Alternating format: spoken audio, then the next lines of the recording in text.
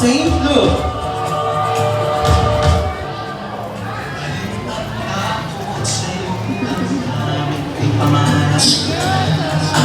Joseph! Tumayong buong tapang harapin ang buhay at kapit ang tagumpay.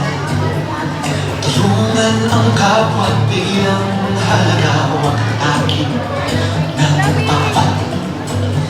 Isipin mo sana ang sarili lang, pag-isama, bayanihan. Subukan natin isulong at ligawan ng magandang bukas. Ikaw at ako magkasama tayo sa bungin ng kinabukasan.